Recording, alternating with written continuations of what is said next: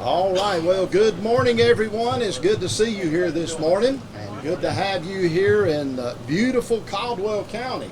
And we certainly appreciate you being here today. And one of our treasures, we claim it as the Wilsons Creek Wild and Scenic River. So it is an honor to have you here, and an honor to be able to come today and to talk about the things that are going on in our area. And we're certainly honored to have with us our Congresswoman, Miss Virginia Foxx, and her staff is with us, Aubrey and Dave, and so we appreciate y'all coming and being a part of this.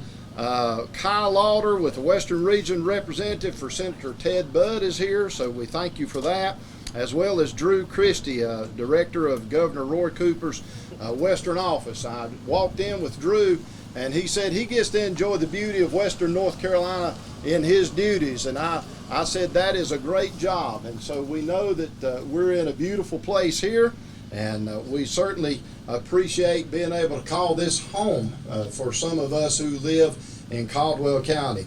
And then I have a couple of my fellow commissioners here with me. Donnie Potter's here, as well as Jeff Branch. And so we want to make everyone welcome, and thank you again for being a part of this. Caldwell County is blessed to have Wilsons Creek in our backyard. It's a 23-mile stream that starts atop the Grandfather Mountain and drops some 85 feet per mile into this wilderness area. And if you've ever been up here during a flood, I'm a volunteer firefighter with the Collinsville community and have seen its rage and its beauty all at the same time. But that drop causes it to come in here pretty quickly. And I know several years ago we had a concerted effort here to be able to warn folks if something was going to be happening in our Wilsons Creek, and one of those was the sirens that we were able to put up through North Carolina Emergency Management. So many things have gone along for years in making this a beautiful place and a place that is safe, and so we appreciate all the efforts that's gone into it.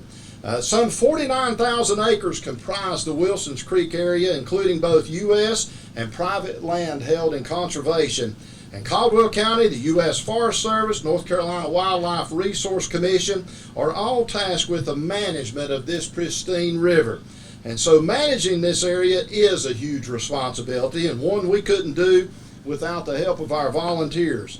And year-round, but especially during the summer months, the volunteers of a clean Wilsons Creek help us, along with those folks at the Forest Service, our resources from Caldwell County. We're tasked weekly with trying to keep the trash cleaned up and removed out of the area. So it's a joy to be able to claim that we got volunteers that help us, and I don't know what we'd do without them. We certainly can't do it, and I'm just going to highlight this and appreciate the Forest Service and all their efforts at U.S. Being here today. Seen several as I was coming in and how it was cleaned up and all the garbage hauled out, and so we appreciate their help in that today. Just look forward to seeing that next Monday too. Right? Okay. So one of our folks that really help is, of course, Wes Wall with a clean Wilsons Creek, and he and his fellow volunteers have dedicated themselves to the protection and preservation of the wild and scenic river. And again, I just can't say that we enough how much we appreciate them and how we couldn't do it without their help. However many hours that they've put into this, the tons that they've helped remove, and the years that they've maintained the beauty that we enjoy here today. So I'm going to ask Wes, if he would, to come up and have a few comments for you. And again, thank you for being here, and we appreciate each one and their part that they make in keeping Wilsons Creek clean. So Wes, come on.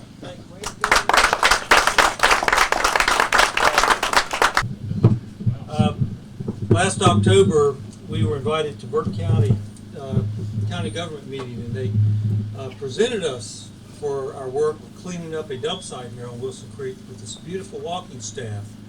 I kind of had hoped I'd be using it for hiking instead of breaking in a new knee, but it's working really well for the knee so far. It's great to be here. I'm excited to see all of you. I appreciate you coming out. In July 1999, Congressman Cass Ballinger, Ron Bean, and others from the Caldwell County contingency were gathered on the porch up here to discuss the importance of passing into law House Bill 1749 declaring Wilson Creek as a national wild and scenic river. This indeed was signed by President Clinton on August 18, 2000, a result of years of hard work by numerous Caldwell and regional representatives. Ballinger noted at the gathering, "This will solidify protections for the future of this beautiful natural watershed." We all know that hindsight is 20/20, and we all know now that in spite of this great accomplishment, there were missing components going forward. Though the USDA did establish a Scenic River Comprehensive Management and Use Plan in 2005, the key issues involving multiple ownership jurisdictions, recreational capacities, ease of access, and the needed infrastructure systems were never fully addressed. As my favorite art instructor, Skip Lawrence, always said to me, "Wes, if you're going to make a painting and you don't have a specific plan, you're just only hoping to make a good painting." Right? Yep. Fast forward to 2017. For 7 years, since 2010, Bruce Gray, where's Bruce, and his staff of Betsy's Old Country Store in Mortimer have been regularly patrolling the river and removing recreational user garbage. On any given summer weekend, they would haul thousands of pounds of trash for disposal 6 to 8 miles upriver to the only existing dumpsters at the National Forest Service workstation.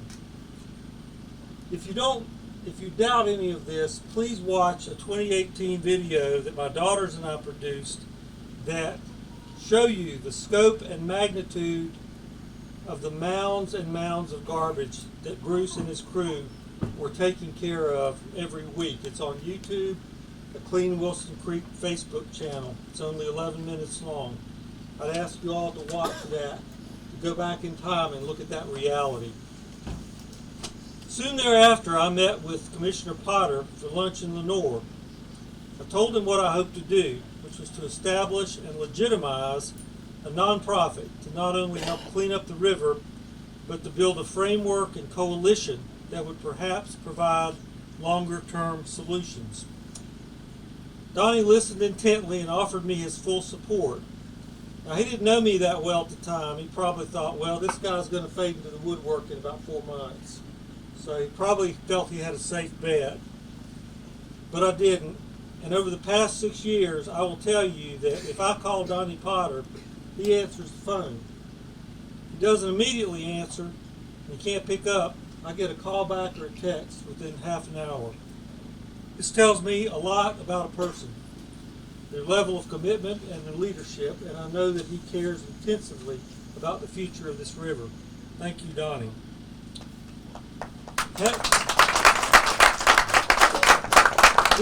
We recruited a strong core leadership team who shared some of my visions, if not most, including Jim Calore and Patty Mazzucato, who are right now, I don't know if they're here.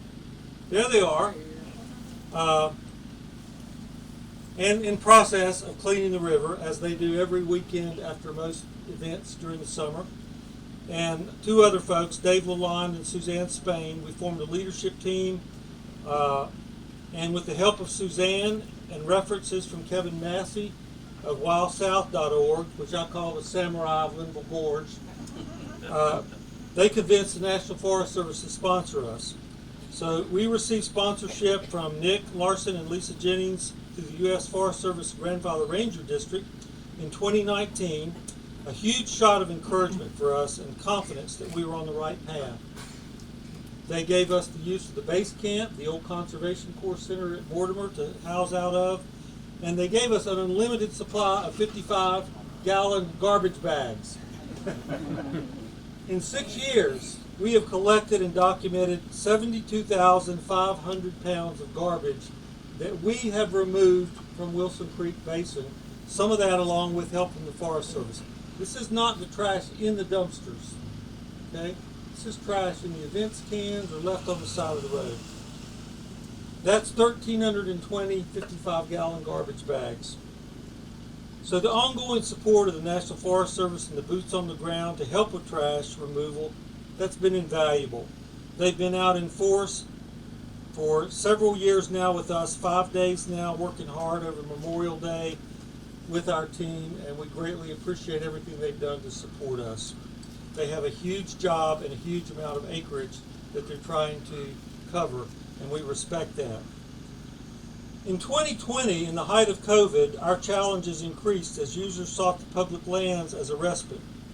Congresswoman Foxx, you made the time to visit and tour the river that year with Commissioner Potter, myself, John Runyon, and Bruce Gray, and you saw the challenges we faced firsthand.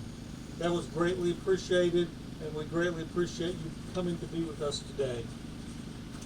2024 finds us with no less of a challenge, and anybody that drove up through the corridor over the last several days understand that.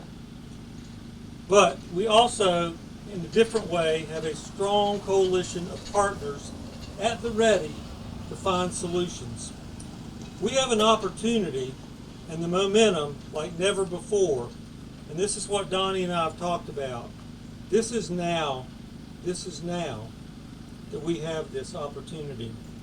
I want to recognize these partners that have stepped up and are going to continue to step up until we find amicable solutions that we can all work together on. Caldwell County government and law enforcement, and I need to say Caldwell County law enforcement about to the 10th power, because we know, yes, we know what you guys do to help restrain the chaos to the degree possible in this watershed, and it's greatly appreciated. John Runyon and his team and everyone else. North Carolina Wildlife Resources Commission, Ryan Jacobs, Jason Cregan, Brian, we greatly appreciate, particularly over the last 3 years, you coming to meet with us to say and ask, what can we do and how can it framework into the North Carolina Wildlife Resources Commission paradigms. That has been a huge shot of confidence for us, and we appreciate it.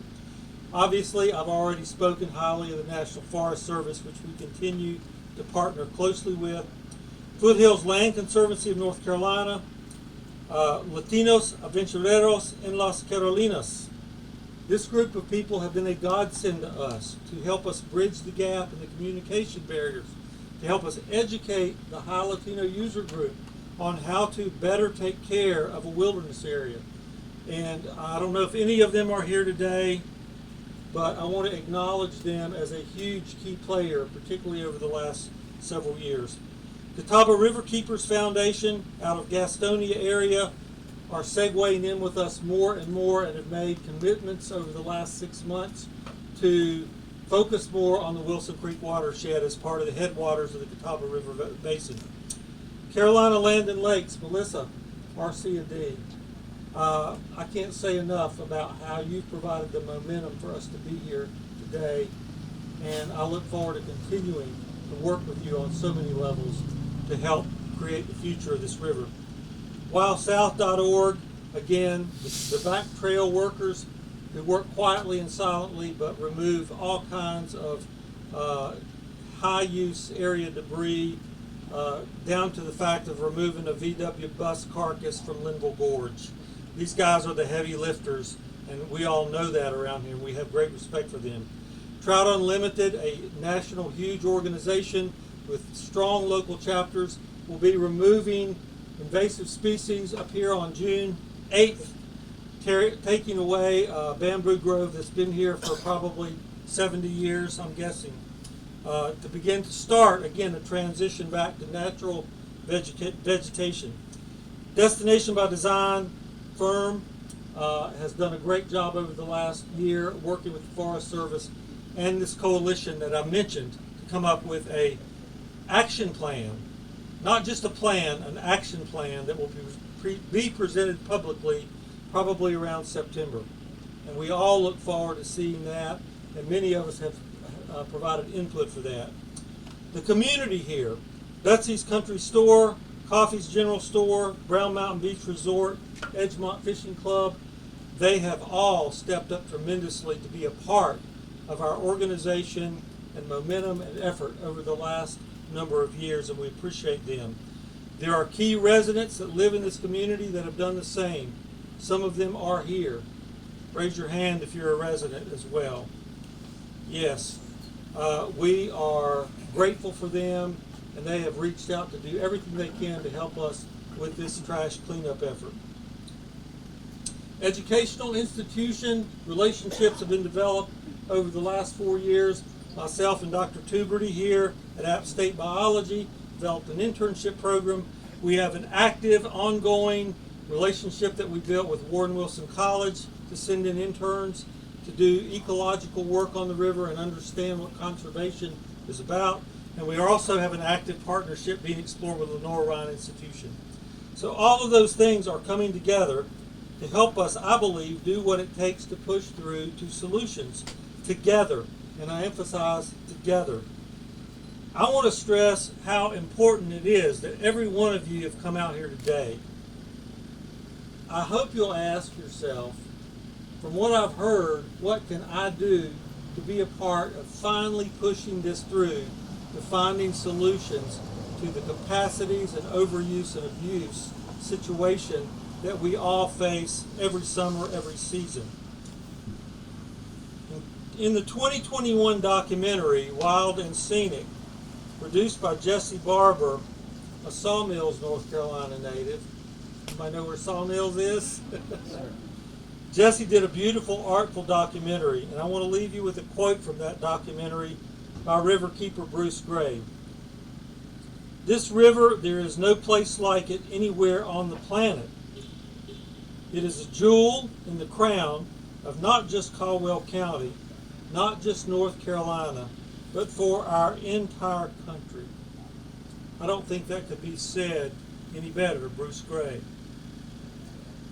Folks, let's find a way forward. Thank y'all. My name's Donnie Potter. I'm a county commissioner here in Caldwell County. I'm serving my 10th year as a county commissioner. When I became a county commissioner, this project in Wilson's Creek, the issues up here became pretty passionate to me once I saw the issues and the desire from the residents to try to find a way to solve the problem. So I tell you that because I want to tell you before I start this is that this is not something that just started yesterday or last week or last year. This has been going on for years.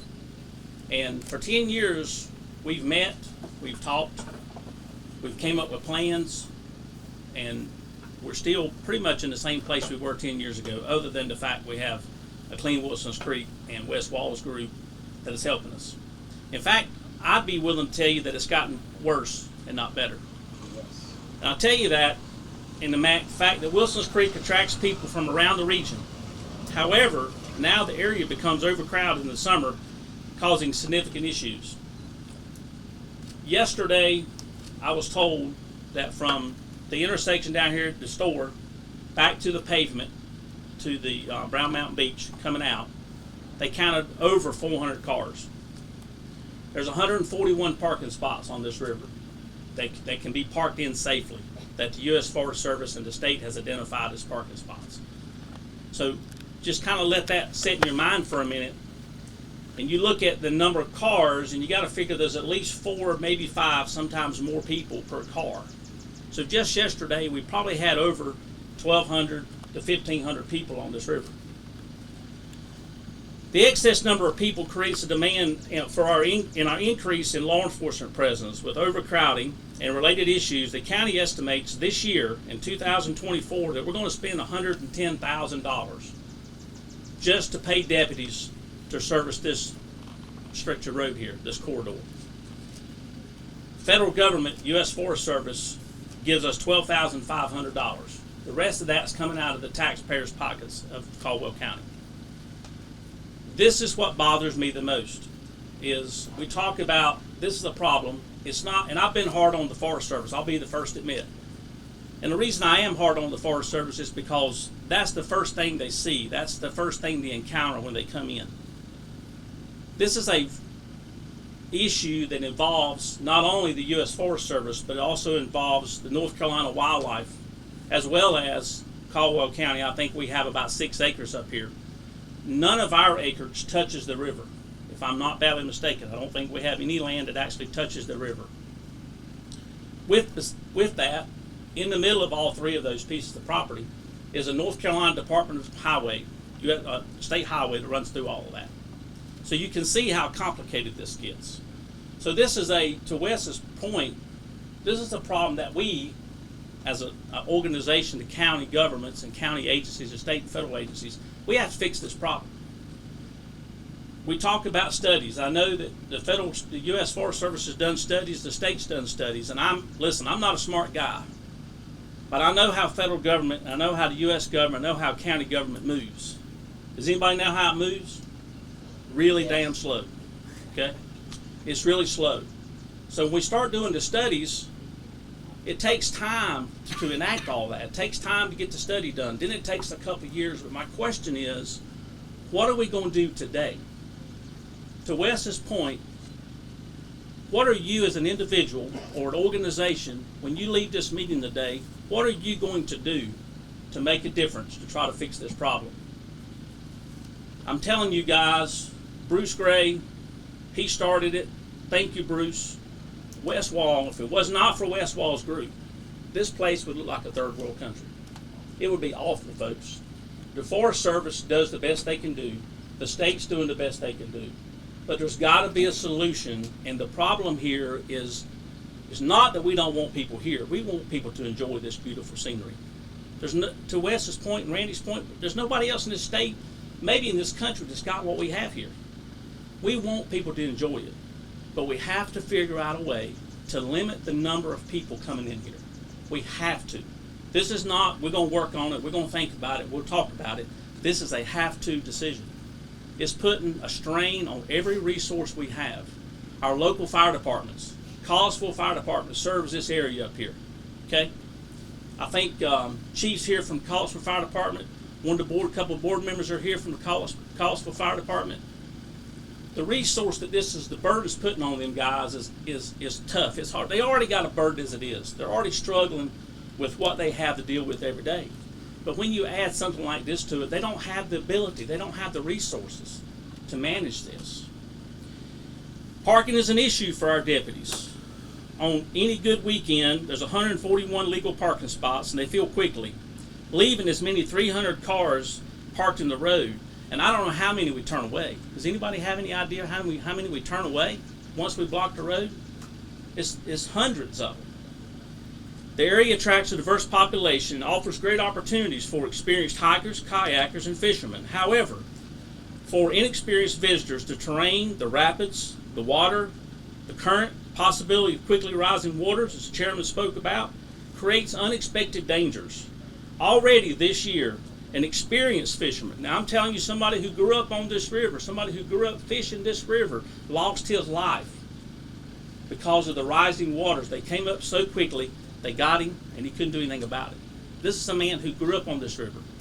He knows the dangers. He was aware of the dangers, but it took his life. Too often, first responders are called on to find missing hikers or rescue a swimmer that's caught in the rapids. I don't know how many times a year they come up here and get on the trails, they get lost. Guess who comes up here to look for them? Anybody got any idea who that is? Who's the search team? Where do they come from? Caldwell Fire Department, Gamble Fire Department, Caldwell County Emergency Services, and this is nothing against the U.S. Forest Service. The U.S. Forest Service trails, but we don't ever see the Forest Service up here at 3 o'clock in the morning doing a search for an individual. Now, it's not these local guys' faults. I'm hard on Nick. I'm hard on the U.S. Forest Service, but it's because I'm passionate about what's going on with this area. It's not their fault. They want to be here. They'd love to be here, Congresswoman Foxx. They would love to have the staff to be here, but they don't have the resources either, so it's tough on them. Trash and human waste will put the ecosystem at risk. By the end of the peak season day, dumpsters are heaping with bags of trash piled feet, 8 feet. I think Major Bean told me yesterday, the trash cans, y'all didn't see this when you came in because thanks to the U.S. Forest Service, it was cleaned up, ironically. But on any normal Monday morning, it's packed up, it's stacked up 6 foot, 8 foot high on all those containers that you saw coming through here. Just yesterday, there was piles of trash in them receptacles that were 6 and 8 foot high. It's left behind, it's creating issues for wildlife and other visitors. Caldwell County hauls away more than 35,000 pounds of trash. Now, when I say Caldwell County, that's talking about Wes and his team. Annually, in volunteer organizations, McLean Wilson's Creek hauled away 1,000 pounds of trash, 11,000 pounds last year. Human waste is also a problem. Within the Wilson's Creek day use area, there are just 2 toilets. With the absence of facilities, many visitors simply make use of the outdoors. Conditions have been extreme, so extreme that McLean Wilson's Creek has had to cancel cleanups because there was too much human waste on the side of the creek that his staff couldn't get down there and walk on it. They couldn't get down there to clean the river up because there's so much human waste, feces, okay, on the side of our creek. Folks, this has got to stop. We got to figure out how to fix this. I know the Forest Service has some plans. I know that y'all want to put more amenities in here. I get that. It's very welcome. And you want to look at some permitting ideas and things of that nature. But my question is, who's going to enforce all that? You put the toilets in, you get the permits issued. Who's going to walk up to somebody and say, sir, have you got a permit to be here today? Who's going to do that? We've got to figure out a way to limit the people coming in here. We need help from the state and federal partners to implement solutions to these problems before we lose this precious natural resource. Specifically, we would like to see regulations to ban all fires. When we talk about fires, there's already a ban on campfires, like open fires. I'm talking about grills. How many grills did you find on the side of the creek on an average weekend? Well, in the past, we've hauled out as many as 6 or 8 in certain areas. Last year, we found a huge tow-behind barbecue grill up here in the road. John Runyon, where you at? There he is. We found a grill last year. A couple of years ago, I was here, and I come by, and they had a rope, and they looked like they were winching something down the cliff down here, down to the edge, off the beginning up there, where it's so steep. And I got out and I walked over there and asked them what they were doing. They had a 6-burner grill tied to a rope, and they were lowering it down to the river, to the bank. Later that evening, when I came back through to check on it, you could see where they tried to get it out, and they got it about halfway up and said, "To heck with it," and left it. Guess who has to get that grill out? Anybody got any idea? He's sitting right here with a red hat on. Wes Wall and his team. It's an issue that we need help with. We want to see the fires banned. We want to see the federal and state require personal flotation devices for all river users and a way to limit the use so that once the premises can be, and so everybody can enjoy what's there. It's a safety issue. What happens on the typical weekend is we get all these cars in here. There's people who live here. There's full-time residents that live down there. If they have an emergency, their house catches on fire, they have a heart attack, they need law enforcement, they can't get through. Emergency vehicles can't get through there. They're blocked, they're stopped. So what if you lived out here in Mortimer and you were having a heart attack, or your family member was having a heart attack, and they couldn't get to you because the road was blocked, so many cars in the road? How would that make you feel? Okay, here's the problem. As a county commissioner, my job, our job, is to protect the citizens of this county. I feel like I'm letting these residents down whenever nothing happens up here on this end. I'm letting them down. I lose sleep at night. I woke up this morning at about 3 o'clock thinking about this to myself. First thing I told myself was I got to keep control of my temper, because I'm very passionate about what I do. I'm very passionate about finding a solution to this problem. We just need your help. Wes, you said some kind words about me, but Let me just tell you, none of this would be possible. None of this would be happening if it was not for you and the vision you had when we talked, and all the hard work you put into it. So thank you.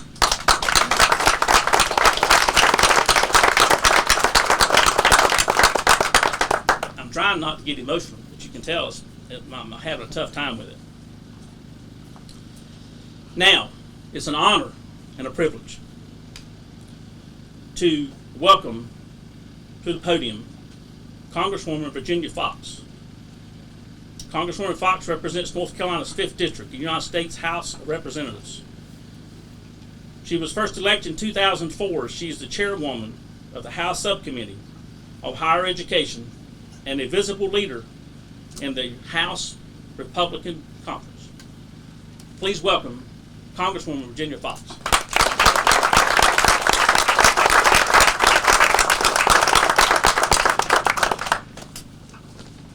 Thanks, Donnie. Thank you. Don't ever apologize for being passionate about something. That's the only way you get things Well, I done, is to be passionate. This has been I think, a very informative and revealing set of presentations this morning. And Wes, thank you and your group for all that you do to clean up the river. I'd like to invite the senior person for the Forest Service up here for a few minutes. Where are you? There you are. James? Before I make my comments, I think you need to say, what is it the Forest Service is ready to do to solve to solve this problem? Tell us. You've heard this. You've heard the presentation. I think you're fairly new, but what can the Forest Service do? Excuse me. Thanks, Sergeant. I should have brought my water with me. What is the Forest Service prepared to do based on what you've heard? Well, thanks. I'm James Malonis. Excuse me. I'm the forest supervisor for the National Forest in North Carolina. Really appreciate the time to be here today. What I heard from everyone that spoke to this morning is, number one, how special this place is. We all love Wilson Creek and the importance of it. We also want folks to have a safe, enjoyable experience up here, and we need to make sure that we are taking care of local residents and able to folks be able to go up and down this road without getting blocked on busy weekends. And we know it's a complex issue because of the ownership pattern as we come up this corridor. So what does that mean for us? So we have been dedicated. I want to mention Nick Larson is the district ranger here on the grandfather. Him and his team have worked really hard with all the partners for several years to improve things. We have right now, working with the State Department of Transportation, we'll be working on a additional project through the Federal Lands Access Program to continue some of the work on putting up those barriers along the road as you come up, so that we can keep folks parking where they need to park and not parking along the side of the road where it's not safe. So that's happening. That'll be going on the next year. Some of that work's already happened in the last number of years. Working with partners through that planning process that's happening right now, that Carolina Land O'Lakes and Melissa is helping to lead, is really going to help us with a very clear action plan of what needs to happen across these different ownerships to move forward. And we know those are long-term challenges and solutions that we have to work on. In the meantime, we know that we need to continue the work with our law enforcement, with our other partner agencies during these busy weekends like we just had, to ensure that we're able to get folks to where they need to be and keep the flow going. So I think it's going to take both a short-term and a long-term solution here to work through things. And I think by the end of this summer, we're going to have that action plan that's really going to help us to move things forward. Okay, thank you very much.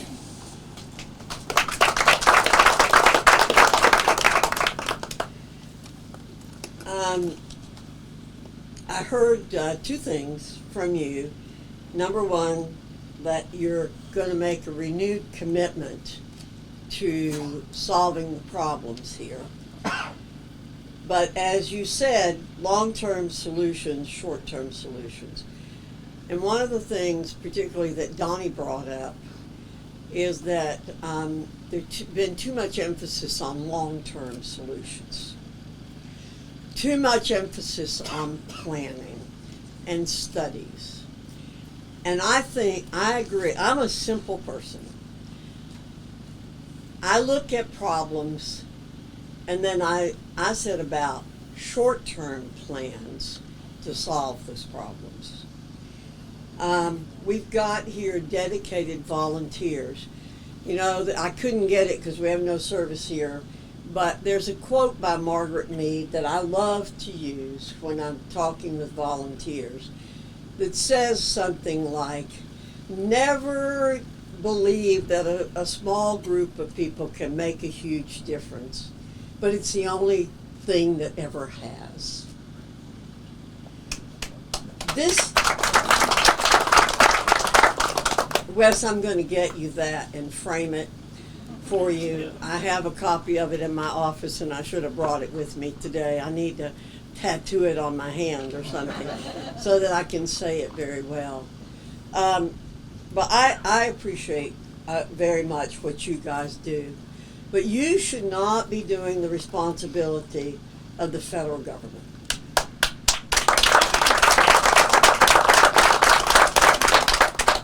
I'm sure Cass Ballinger is very distressed. He meant this for good. I knew Cass Ballinger very well. He was my congressman, and he meant this for good. And we have problems now that are not being solved. And I'll just tell you, James, people are fed up. They're fed up to hear. And they and I are not going to put up with excuses any longer. I didn't know what I was going to say when I came down here this morning. And I'm glad you put me on the program after I heard all of these things. Donnie brought me down here 5 years ago, I guess. Yeah. And we looked at it, and it same sort of thing. It didn't quite sink in as well as it should have at that time. But it has really sunk in to me today. My staff is here. Jason, why don't you stand up? Jason Harvey is on the staff in D.C. and he works on these issues. He's a legislative person. Audrey Bishop is here. Audrey's been down here several times. Audrey is my district director. Unfortunately, she's going to be leaving me fairly soon because her husband's going to school. But we'll have another district director who will become involved. Now, I met the legislative affairs person for the Forest Service. Where are you? Stand up. Okay. You see Jason Harvey over there? He is going to make your life miserable. He is going to make your life miserable until we get this problem solved. Okay?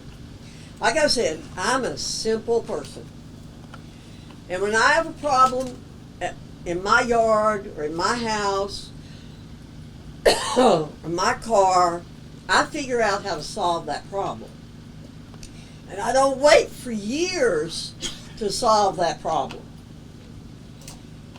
Donnie said, when this was established, when the Wild and Scenic River was established, I'm allergic to something down here. I don't know what it is. Whatever it is. Yeah, it's anyway, there probably were areas that should have been more clearly defined among the state, the federal government, wildlife resources. It's past time to do that. Oh, that is really grabbing me. If it's costing the county $110,000 to collect the trash up here, and they're only getting $12,500 of their taxpayer dollars back, something needs to be done.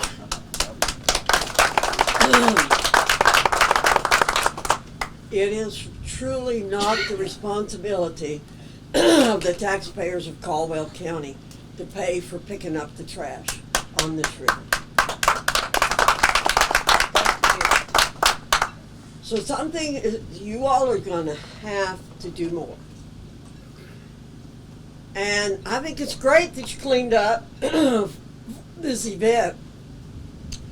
That's got to be done every Monday morning or every Sunday night. It's got to have to be cleaned up.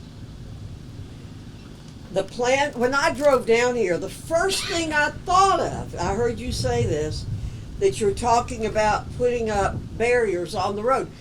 Even I, who'm not an engineer, could figure that out coming down here this morning. I looked at that road and I thought, it wouldn't take much to put in barriers along here to keep people from parking. That ought to have been done years ago. Have to do a study.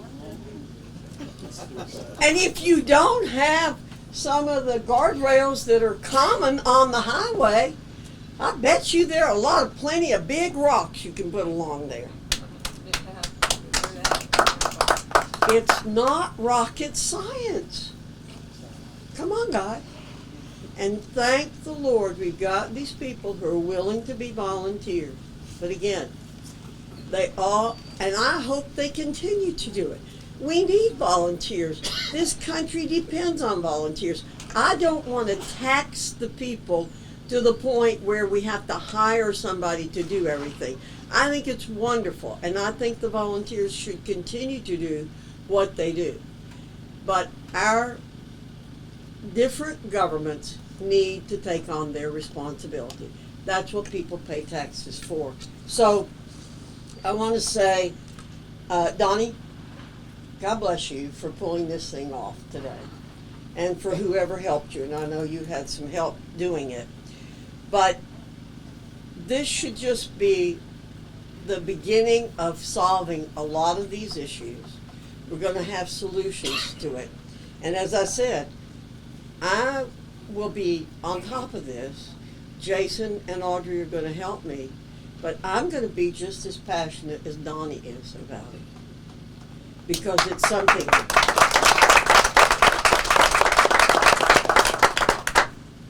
We can't solve all the problems in the world, and I don't even try to do that. But when I see a manageable thing, then we should do that. And first, it's just again like in your own home, you have a little problem cleaning up your house. You do, and again, one thing at a time, you move along. So you start with what you can do today, then you do something more tomorrow and something more the next day.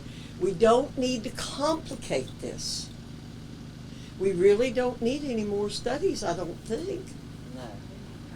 Start with putting up those barriers. Okay? Get them. Figure out where they are. Maybe there's someplace else in Forest Service inventory. Okay? Get them here. Talk with the county. Talk with people who can help put it together. The county's interested in doing this. If they don't have to pick up all that trash, maybe they can spend some of that money somewhere else or look for ways to get it. We want to hear from you a clear action plan that starts with action tomorrow.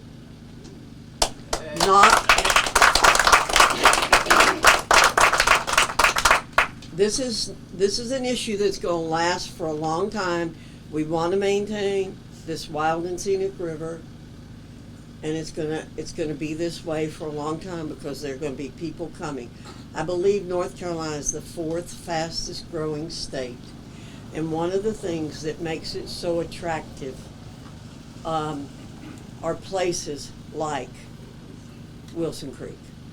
So this is not a problem that's going to go away. It's going to get worse, as Donnie said. And we have to solve it. And we have to start solving it now. So I just want to thank everybody who's here. And I know the Forest Service people who are here have worked on it. But they have to have the support of the people above them. They can't just keep doing it. And God bless them for doing it. And Wes, thank you for your volunteers. Thank the county. Where's our county manager? He's over there. The county manager has taken control of this issue too, along with being supported by the county commissioners, emergency services, the Caldwell Fire Department, everybody. I want to thank everybody for being involved in this and bringing this to a head a little bit today, I think. And we're going to expect a lot from each one of the groups. And this is going to be a problem that's going to be solved. Now, it's not going to be solved forever, again. None of us believe that. There's always going to be an issue here where different things are going to pop up. We're not going to spend a lot of money doing studies. People with common sense are going to come in and say, hey, this is what needs to be done. And let's get it done. Thank you.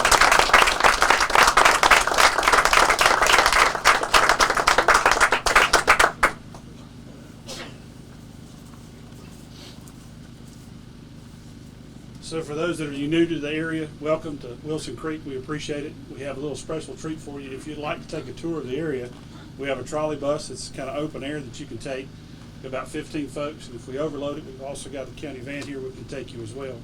I'd like to invite our commissioners, Congresswoman Foxx and her staff, across the road, as well as the governor's staff and our lobbyist folks, as well as the sheriff's office and our representatives from the Forest Service and Chief Key, across the road for a private meeting so we can sit down and kind of talk kind of next steps, start working through it. Wes, especially you, if you can limp across with us. God bless you for coming out. Thank you. Appreciate everyone. Thank you so much. We've dropped the fence over here if you want to walk straight across, or you can go down to the gate over there. And we'll meet you across the street in just a minute. Thank you again. I got a question about that. Oh, yes, Mr. Spivey.